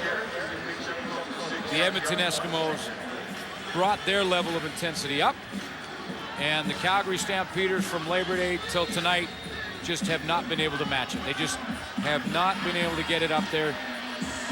Tom Higgins knew his team would be fired up. It was going to be more of a challenge for Jim Barker. And I think Jim Barker knew he was going to have a difficult time lighting a fire under the Stampeders after the emotional win on Monday. Winston October. Look at that run. This is really spectacular running for October. Didn't get a whole bunch more yardage after that, but he should have been dropped in his tracks as soon as he made the catch. Finally, Jason Bray got over to grab him. This is just a nice little example, not a big gain or anything from Winston October, but a nice little example of different levels of intensity. And this is what I'm talking about. This is Winston October catching that little under, and a whole bunch of Calgary Stampeders who are not quite there on that intensity dial, missing tackles and not quite bringing them down, and he kept running, you know, and is one away from a big game. 8th reception, 73 yards for Winston October, and he sets up the first field goal attempt of the night for Sean Fleming. They'll fake this as well, and he one-hopped it. Jason Moss was in holding there. Troy Mills was open, and Moss hurried it just a little bit. I think he hurried it because he had some pressure coming from the outside. And look, there goes down. There's definitely a design fake, but Kelly Malvo and Davis Sanchez kept coming and put enough pressure on him. You can see why that ball went right down into the dirt. So the Eskimos continue to look for ways to add to a total that is already very impressive at 35-0 with less than a minute to go in the third quarter. You know, and one of the things that this does, Tom Higgins is doing with these fakes, he's got a nice, comfortable lead. If the fakes don't work out, no big deal if you're an Edmonton Eskimo or in that organization right now. But you have now put 2 fakes on the game plan for the rest of the season that other teams have to. Do you think the BC Lions out there are making a little note of that? That's right. That's where the Eskimos will be next week against the Lions. Legal substitution. Calgary, 13 men in the huddle. Still first down. And again, that's where the concentration drops off for the Calgary Stampeders. And that intensity level not there. And they go up and line up with 13 in the huddle and put themselves in yet one more hole. London to the near side. 2 receivers wide left for the Stampeders. Looking to get on the board. Play action fake. And no catch. The coach made the catch. Well, you know, it deflected to him. Peterson was the intended receiver, and Garrett was covering. Just before that play, John, Marcus Crandall, after the penalty, walked towards the line of scrimmage, and he was shaking it. Look at him walk towards the line of scrimmage, shaking his head right here. He's just shaking. He's going, oh boy, this has been ugly. That there is a sign that intensity level just isn't there. They are walking up. They're walking back and forth to the huddle. And Crandall walking up just to take the snap, shaking his head. It's not a good sign. No. And we saw Kevin Federick on the sidelines in that shot near Barker, so I don't know if they're thinking of making a change. There's a catch. No, it's not. Yeah, close. Peterson couldn't quite hang on, and it's Garrett again. You're looking for gladiators. There's a guy in the secondary who's had a pretty nice night. Certainly is, and I like Singor Mobley as a front runner. Well, yes, I know. I throw a suggestion or two. And I also like, as a front runner for the Gladiator tonight, Winston October. So far, though, it's a pretty safe bet that the Gladiator tonight will be wearing green and gold. I would think you're absolutely right. At 35-0 for the Eskimos through 3 quarters on Wendy's Friday Night Football from Commonwealth. John and Glenn. And the Blue Bombers have a huge game on Sunday against the Argonauts in Winnipeg. We'll be on to Winnipeg for that one, as well as the great race in the West continues to be one of the best in recent memory for sure. Another punting situation for the Stampeders. O'Mahony is standing back inside his 5-yard line. Now, I made a mental note. Matt Dunnigan likes one of the offensive linemen, or maybe Mike Pringle as Gladiator tonight. I made a little note. You know, we'll talk about that too, because It's Glenn's Gladiator. It's not Matt's Marauder. No, but I listen to all input. Winston October on the return. Across the 50 to about the 49. I'm going to show you what's most dominating about the numbers after 3 quarters. Right here. Look at this. 7 first downs, 20 first downs. 7 first downs in 3 quarters of football is not getting it done, folks. Not when the other guys have that many. And total yards closing in on 400 compared to 168. How about the matchup between Lawrence Phillips and Mike Pringle? Well, it hasn't been a match. It has not. At least it hasn't been a contest. Lawrence Phillips has not been able to run like this guy has run again tonight. Mike Pringle for another first down for the Edmonton Eskimos. And so many stories, John, coming into this game with regards to Labor Day Monday. One thing Mike Pringle that we haven't talked about is, remember, he was in camp with Lawrence Phillips a year ago in Montreal. Lost his job to Lawrence Phillips. Lost his job to Lawrence Phillips and is out proving tonight, as we watch his highlight back, that maybe that was a mistake. 61 yards on that touchdown. There was one other touchdown for Pringle and another carry right there. He loves the work. Just 7 carries on Monday afternoon at McMahon. And he's over 100 here for the 70th time. Every time he does it, he will take his offensive line out for dinner. It's a lot of dinners when you have 70, and every time he does it, he sets a new mark.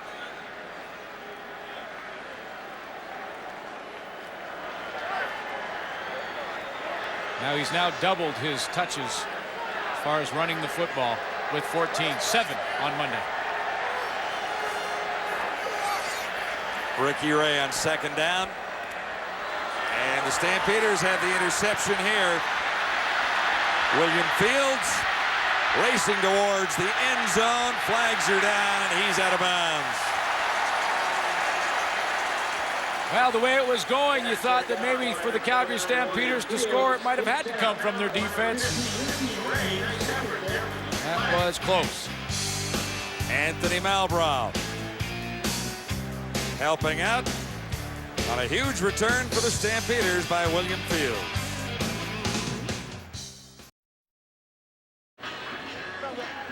All right, so it's time to award the Fritos Fandemonium Fan of the Game here. Go for it, buddy. I love Eskimos. I love DSN. I love it. I just love it. I love you, man. Go, buddy, go. Yeah. There you go. There's some more.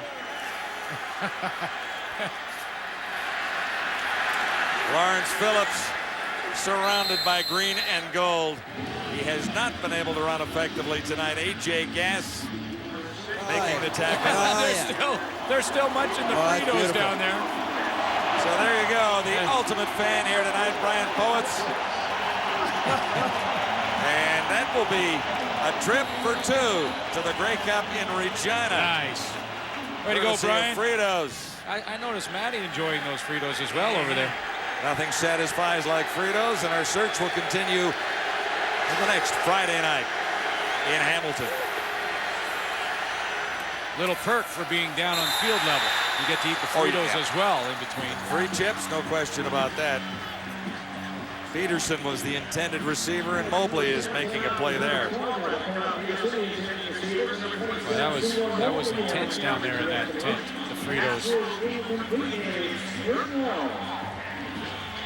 Duncan O'Mahony gets a chance to line up for a field goal, and this, if anything, gives Duncan O'Mahony a chance to at least try one in this game, because it wasn't look like it was going to happen. 17 of 21 in 2000 for O'Mahony in Canadian intercollegiate football as a member of the UBC Thunderbirds. He hit one from 50 yards back there. His first field goal in regular season action here. He's wide by a bunch. It was a line drive for Duncan O'Mahony. Wait a minute. And the Eskimos are out across the 20, but there's a flag way back at the 5-yard line. Scott Dybert making the tackle. O'Mahony will remember his first, wouldn't you think? He'll say, I can only get up from here. First regular season field goal attempt in the CFL is a knuckleball.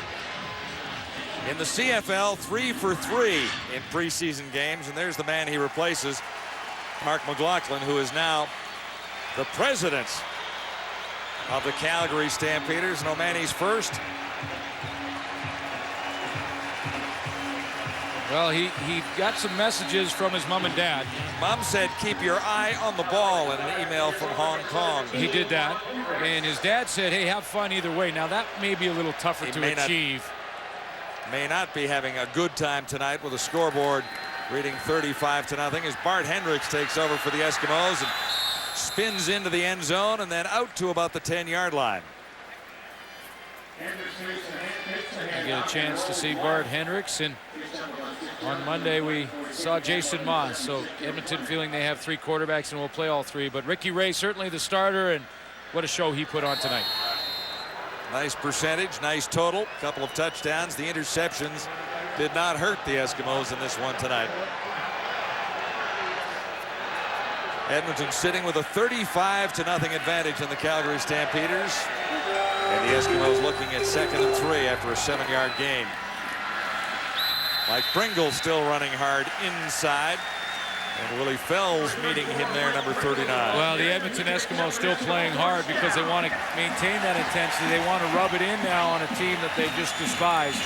And they want to keep that goose egg. That's in their minds right now from the Edmonton Eskimos point of view. 35-0. They want to walk away and say they didn't get a sniff. And that's what they're able to say at this point without question. Up 28-0 at the half. The Eskimos have scored 1 touchdown in the second half. Edmonton first down. Hendricks, a little shovel pass ahead. Dangerous for a split second there, but Pringle wasn't able to grab it. Well, yeah, but for Bart Hendricks, John, he had to get down and out of the way or they were going to be digging a hole for him because Antoine Young had him. And Hendricks was just, whoa, and that, even if it's underhand or as long as it's forward pass and the incompletion. Lost his footing and went down, so it'll be 2nd and 10.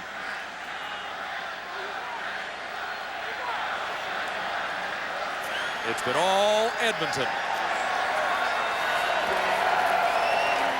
Rematch night and another opportunity for the Eskimos and a big play. Mills again.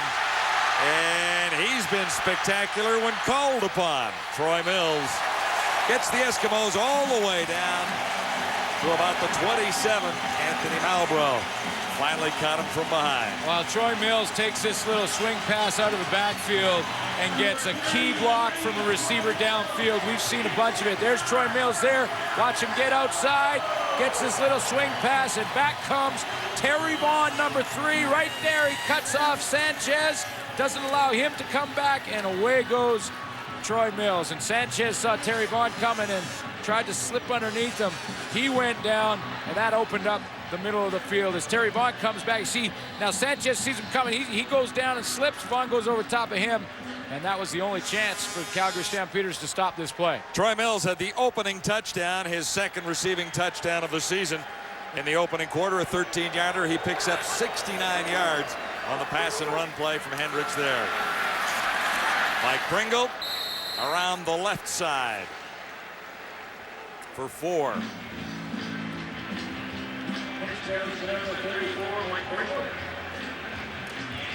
Football is a game of intensity. And the Eskimos brought theirs to this ballpark tonight. Terry Vaughn made some plays. Leader stepped up early. 7th all-time in receiving as a result of Terry Vaughn's performance tonight. Over 1,000 yards for the 9th straight time. Troy Mills had a couple of plays along the way. That last one, a big one for him. 2nd and 6. Hendricks will get a first down right here, and it's Terry Vaughn again. See how quickly Terry Vaughn tried to get up? That's what, I've said this before, but that's why if I was building an offense, he would be the first receiver I'd go for. Because of plays like this. In a game where they have a commanding lead, watch how quickly Terry Vaughn goes down, catches the ball. He wants to get out. He wants more. Terry Vaughn will never go down on the first tackler and never go down on his own. He will always churn for more yards. Closing in on 100 yards tonight. He has 17 yards there. And the Eskimos are set up first down inside the 10 again. Mike Pringle with a couple of touchdowns tonight. And he's wrapped up there by Napastuk. And Terry Vaughn has played in this game and in the Labor Day game a bunch, actually, for both teams. And who are those guys? Shreveport. Terry Vaughn used to play for the Calgary Stampeders in this matchup, played against Shreveport. There he is against the Edmonton Eskimos. Then he moved over to Edmonton, and it didn't matter if he had a Calgary Stampeder jersey on or an Eskimo jersey. Terry Vaughn was giving you 1,000 yards on the year. Well, and he usually won on Labor Day in this wonderful rivalry. He did until this past Labor Day when he lost for the first time. Hendricks had all his receivers covered, and Garrett Smith was in on top of the Eskimo quarterback there. And if you're Calgary Stampeders and you've just seen the highlight pack that we've shown you of Terry Vaughn, what you do is you call a play that double teams Terry Vaughn. Get the safety Wes Lysak over there. You've got Jason Bray. You try and vice him. You tackle him. You do whatever you can to take him out of the offense. Bart Hendricks goes down because of it. And a loss of 3 on the coverage sack there by the Calgary Stampeders. Sean Fleming, good on 22 of 28, 78%. Coming into this one tonight, good on 2 of 3 on Monday at McMahon, and he's got that one. So the Eskimos add 3 more to the total, and now it reads. No question the Argos will have their hands full. Winnipeg Blue Bombers playing like the Bombers of a year ago over the last couple of weeks. And then don't forget the BC Lions sitting there in second spot with a record of 7-3, making up a game this week against the Saskatchewan Roughriders. This will be a first down for the Stampeders. They're very close to it, as Shannon Garrett got over to make the tackle with a little help from Glenn Young. Peterson making the catch there. Here's the game story thus far. Edmonton Eskimos in the second quarter, 21 points. The way they've been playing, could have been 50. Mike Pringle, 127 rushing yards and a couple of touchdowns. Well, Ricky Ray has distributed the ball to all of his weapons, including Terry Vaughn. And the game story brought to you by Sport Check, Canada's largest sporting goods retailer. Sport Check, the best value. First down, Calgary. Still looking to get on the board with the first points of the evening. Saladin McCullough, number 24 there. Here's, if you're the Calgary Stampeders, here's what you're doing. You're building on the Monday, the Labor Day game. You've got, Jim Barker has a whole bunch of his talent on the sideline right now because of injury. I mean, Albert Connell, you've got Wayne McGarity, you've got Darnell McDonald. 3 of the top 4 receivers for the Stampeders watching this one. They're watching this game. So you're down numbers-wise. You built off a big win on Monday. You put this one in the back burner, maybe in the trash can. Second and a couple, and there was hesitation there, and finally the flag came down. But really, you get the sense with what happened over the last week with the Calgary Stampeders, with their win, with Fred Fateri leaving the organization, you get the sense that Jim Barker feels like at the end of this game, he'll be 1-1 on the season. Time count violation. Calgary, number 1. Still second down. Well, when the Stampeders arrived here yesterday, Glenn, it was a football team that was celebrating more than the Labor Day victory, more than the win over the Eskimos on Monday afternoon. They were celebrating a rebirth of the franchise in some ways, and the changes at the top, including Mark McLaughlin being named president on Tuesday. Now they still have work to do. They still have a ton of work to do.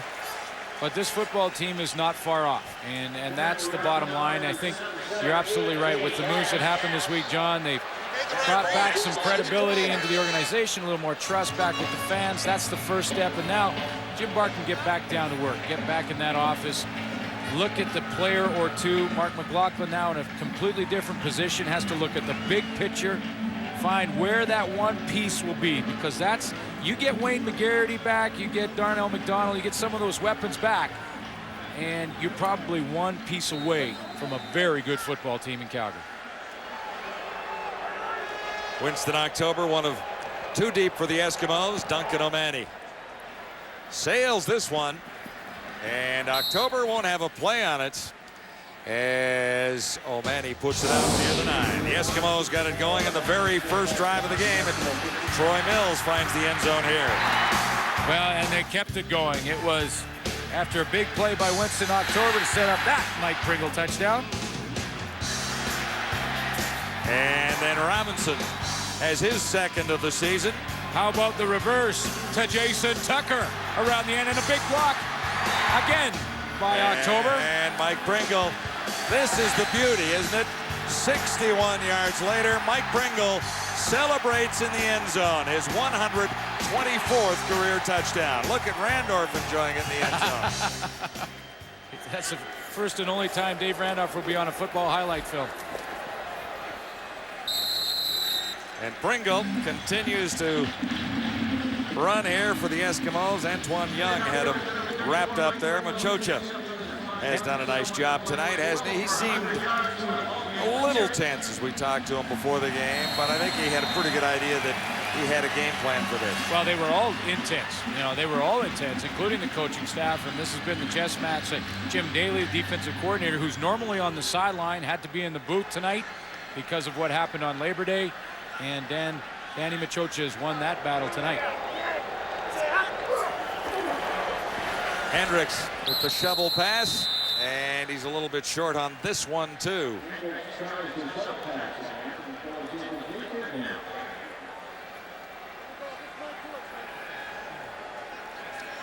Closing in on the final 3 minutes of a celebration for the Edmonton Eskimos on home turf here at Commonwealth tonight, and a long evening for the Calgary Stampeders.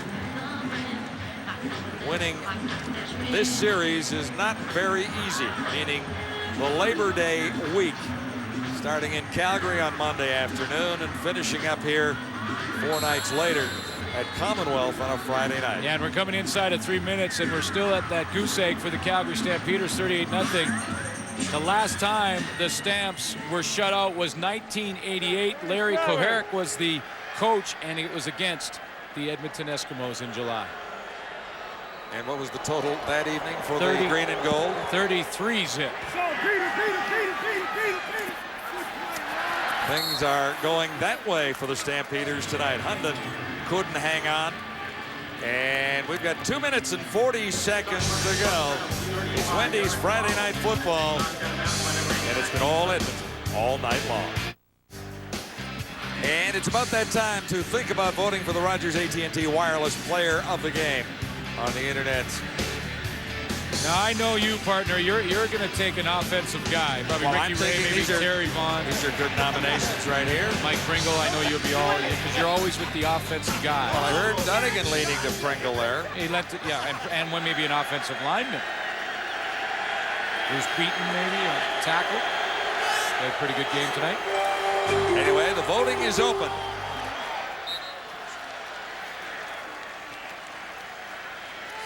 Peterson has been the main target for Marcus Crandall tonight. Really, he hasn't looked in any other direction very frequently at all, has he? You know, and Peterson's had a good game. Kamal Peterson is over 100 yards, 9 catches. His longest in the first series of the game, 27. And that's a great sign for Calgary. Think of that. Think of this receiving corps. Darnell McDonald, Albert Connell, Wayne McGarity, Kamal Peterson. I mean, now you've given some weapons to Marcus Crandall to look to, and that's the upside of the Calgary Stampede. I mean, look at the games and the players that are out of the lineup. Rolanda Johnson, their heart and soul of that defense for so many years. Fred Childress on the O-line, and there's McDonald McGarity at the bottom. And Aldi Henry waiting all those years for the opportunity to be a starting safety and getting injured before he really got on track. So the Stampeders have rotated about 5 guys through that spot. Wayne Lysak is in it tonight, backed up by Joey Bose. Yeah, they've gone through a few. And Joey Bose has played a little tonight. Wes Lysak has played at that position as well tonight. Stampeders look at 2nd and 10. Marcus Crandall will get a completion right back at the line of scrimmage, however. See, and the Edmonton Eskimos are not letting up one bit. I mean, they are not. There's under 3 minutes to go in this game, and they are going after Marcus Crandall. And that was full-on rush And no stopping from Kelvin Kinney, Steve Charbonneau, Albert Rees. A.J. Gass has been the leader on defense along with Singor Mobley. And there's a player of the game candidate for you. Couple of interceptions. Several big plays on defense. 3rd and 10, and the Stampeders have not much left but to go for this one.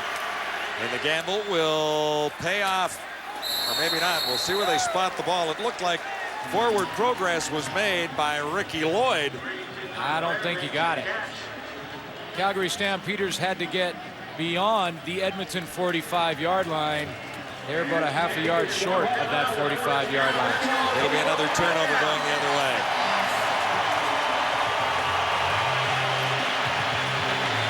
Another look. To the right of your screen, it's that dump pass to Don Blair, and he had to come back about a half a step. Had his feet up close to that line and then was pushed back. Just the 2nd catch of the game for Blair. So another turnover goes the Eskimos' way. And they go to a 3rd quarterback as Jason Moss gets in behind center. Moss got to play a little bit last week. And the Eskimos have 3 guys who can get the job done as Moss finds Winston October. Women's semifinal action at the U.S. Open from Flushing Meadows, New York follows Wendy's What's up? Welcome to the world, baby. Friday Night Football. Donnie Brady was just saying, hey, watch tennis. It's following the football game. I don't know who said that. Another Eskimo first down with 2:03 to go, and just about everything that the Eskimos have tried on offense tonight has worked well. From the shotgun, Moss. October stopped in his tracks after a gain of about 3. Sam Young, 27, over to make the tackle there on October. October, a real nice story here for the Edmonton Eskimos in this game, and not just for this game. Ed Hervey out of the lineup because he was suspended for this one. Winston October steps in with 10 big catches, almost 100 yards, and they were big catches early on. He made some key blocks, recovered a Ricky Walters fumble, and what it does is not just this game and the production from him tonight, but through the rest of the season down the stretch as they battle for playoff. They just showed Tom Higgins. October showed him we've got a little depth here. On 2nd down, Pringle is still running for the Eskimos, and he'll run for another first down. Mike Pringle has had a night tonight without question. 61-yard touchdown, one of the highlights. Guaranteed to be on SportsCenter later. And 143 yards in total and the 2 touchdowns for Pringle tonight.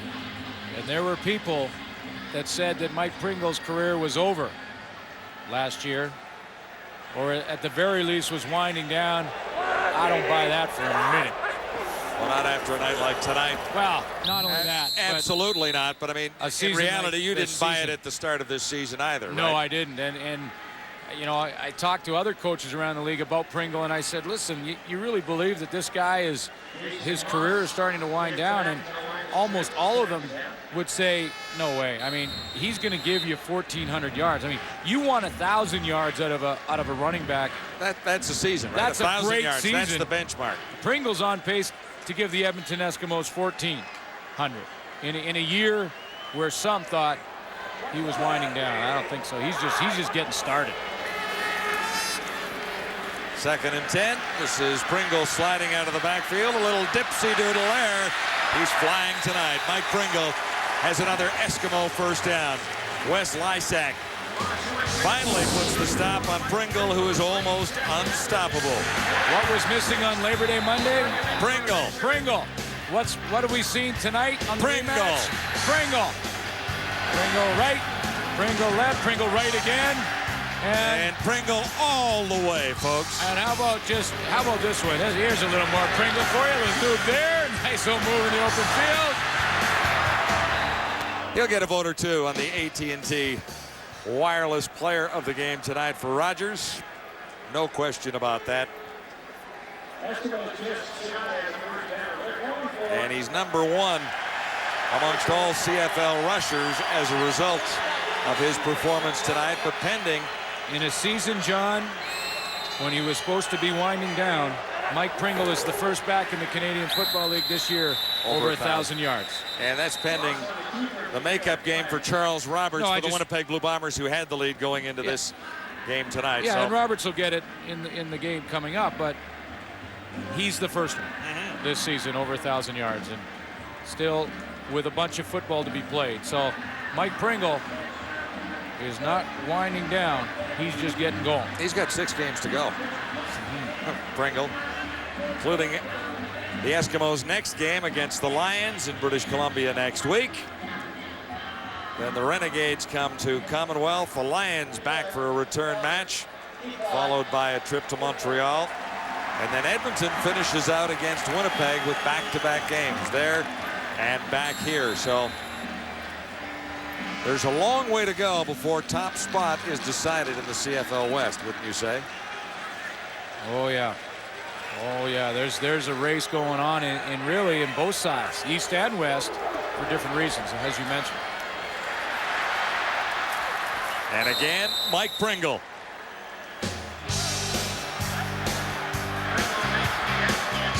The Rough Riders looking to get back on track. Of course, they've got BC this week, but we'll have them in Hamilton against the Tiger Cats. Edmonton at BC on Saturday. Lock and load there, baby. And Winnipeg at Calgary on Sunday. And that'll be the Hall of Fame game. First time that has been outside of Hamilton, as Calgary hosts the Hall of Fame game. It will include a golf tournament, the celebration in Calgary on Wednesday, September 11th at Valley Ridge. You can still get in to that. The inductees will include Dave Ridgway, Ron Este, George McGowan, Chris Walby, and the late Ed Hankey of the Saskatoon Hilltops.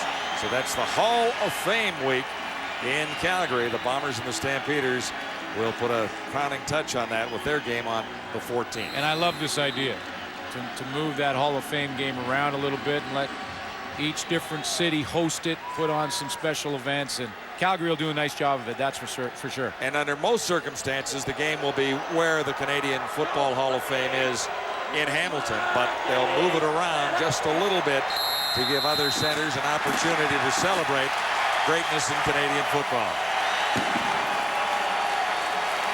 Well, when you looked at it tonight, the Edmonton Eskimos were great, and the Calgary Stampeders never got on track.